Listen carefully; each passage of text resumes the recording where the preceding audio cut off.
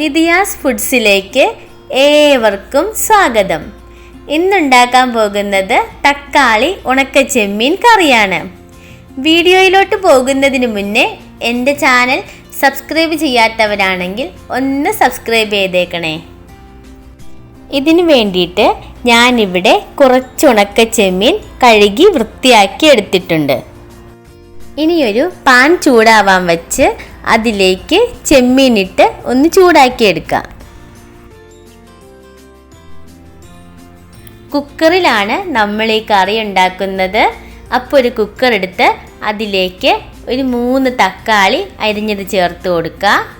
തക്കാളി അരിയുമ്പോൾ ഒരുപാട് ചെറുതാക്കി അരിയരുത്. ഇനി ഇതിലേക്കൊരു 3 പച്ചമുളക് നീളത്തിൽ കീറിയതും വറുത്ത് വച്ചിരിക്കുന്ന ചെമ്മീനും ഇട്ട് കൊടുക്കാം. ചെമ്മീൻ ഇടുമ്പോൾ ഒരു 8-10 ചെമ്മീൻ എടുത്ത് മാറ്റി വെക്കണം. അത് നമുക്ക് അരപ്പിൻ്റെ കൂടെ ചേർക്കാനുള്ളതാണ്. ശേഷം 1/2 ടീസ്പൂൺ മഞ്ഞൾപ്പൊടിയും 1 ടീസ്പൂൺ മുളക് പൊടിയും 1 ഗ്ലാസ് വെള്ളവും ആവശ്യത്തിന് ഉപ്പും ചേർത്ത് ഇതൊന്ന് അടച്ചു വെച്ച് ഒരു വിസിൽ വരുന്നത് വരെ വെയിറ്റ് ചെയ്യാം. ഇപ്പോൾ ഒരു വിസിൽ വന്നിട്ടുണ്ട്. ഇനി നമുക്ക് ഫ്ലെയിം ഓഫ് ചെയ്യാം. അരപ്പ് തയ്യാറാക്കുന്നതിനായിട്ട് ഒരു 2 പിടി തേങ്ങയും നമ്മൾ ആദ്യം വറുത്ത് മാറ്റി വെച്ചിരുന്ന ചെമ്മീനും കൂടിയിട്ട് പേസ്റ്റ് രൂപത്തിൽ നന്നായിട്ട് അരച്ചെടുക്കാം. കുക്കറിൻ്റെ പ്രഷറൊക്കെ പോയിട്ടുണ്ട്. തക്കാളി ചെമ്മീനൊക്കെ നന്നായിട്ട് വെന്ത് വന്നിട്ടുണ്ട്. ഇനി ഇതിലേക്ക് നമ്മൾ അരച്ച് വെച്ചിരുന്ന അരപ്പ് ചേർത്ത് കൊടുക്കാം.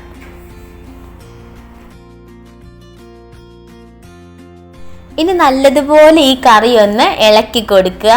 ശേഷം ഒരു 3-4 മിനിറ്റ് ഈ കറി ഒന്ന് നന്നായിട്ട് തിളപ്പിച്ചെടുക്കുക. ഈ സമയത്ത് ആവശ്യമെങ്കിൽ കുറച്ച് ഉപ്പ് കൂടി ആഡ് ചെയ്ത് കൊടുക്കാവുന്നതാണ്. അങ്ങനെ അരപ്പൊക്കെ വെന്ത് കറി ഇവിടെ റെഡി ആയിട്ടുണ്ട്. ഇനി ഇതൊന്ന് താളിച്ചെടുക്കാം. ചെറിയൊരു ചീനച്ചട്ടി അടുപ്പിൽ വെച്ചിട്ടുണ്ട്. അത് ചൂടായി കഴിയുമ്പോൾ അതിലേക്ക് 1 ടേബിൾ സ്പൂൺ വെളിച്ചെണ്ണ ഒഴിച്ചു കൊടുക്കുക.